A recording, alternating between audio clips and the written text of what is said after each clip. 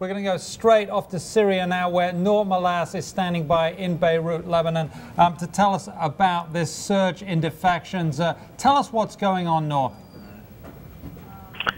Hi. So there seems to be a widening and heightening of defections from Syria's military, which has been slowly gaining pace, but rebel officers who are based in a camp in Turkey where defectors flee and seek refuge say that they've seen about 50 defectors coming in over just the past week, which is a lot compared to the slow trickle of defections before, and that 6 of them are brigadier-generals, which is the highest rank to defect so far.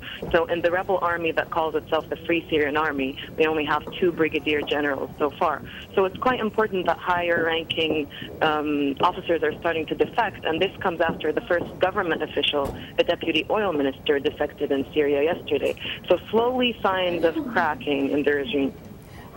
Nour, since this seems to be growing and quickening, what kind of effect would it have on the Army's ability to operate? Is it too soon to say this?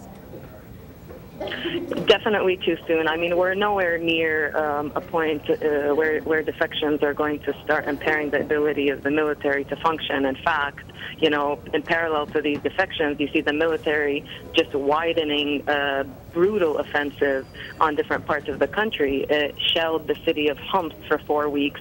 It resumed shelling it today, and it's actually widened its operation following kind of rebel strongholds now in the northern province bordering Turkey, which is why hundreds of people are fleeing into Turkey as refugees now. So have we seen, or are we expecting to see, entire army divisions defect en masse with their officers, or is that something that we might expect down the road? The rebels are obviously quite excited by this recent surge in defections. We haven't seen, there's been some reports of sort of entire cadets defecting, but they can't be verified. And so far we see this slow trickle. What's more important in this dynamic of defections in the army is the fact that they're still pretty much from the Sunni rank and file. Even the brigadier generals are all Sunni generals, and they still haven't penetrated the Alawite core of Syria's military and security service. Now, the Alawites are the minority sect that the president belongs to. So basically, this is his core regime, and what appears to be happening is that, you know, the sectarian divide between Sunnis and Alawis is penetrating the army now. So Sunnis are defecting, but the Alawi core still really seems to be intact. So as long as there aren't higher ranking defections from the Alawi core, which is really the important support base for the president in these military crackdowns, then a lot of analysts and opposition leaders say we're not making much progress. And do we expect some of these defecting officers to return to Syria to help organize the rebels and perhaps give them some military support in their fight against Assad? So in this military camp in Turkey, which I actually visited last week, there's about 600 defectors with their families, and these are ones who opt to leave Syria kind of to secure the safety of their families or feel under threat for one reason or another. They say that there's hundreds that have defected in recent days staying in there to lead the fight, and the rebels estimate that there is as many as 40,000 of them operating inside Syria.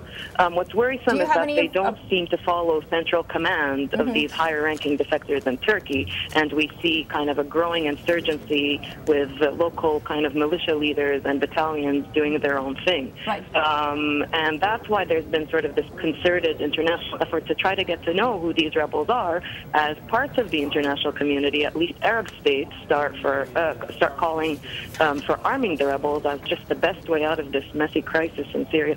Sure. Do we know anything about the status of the rebels? Do we know about their equipment or their organization, what their leadership capabilities are like?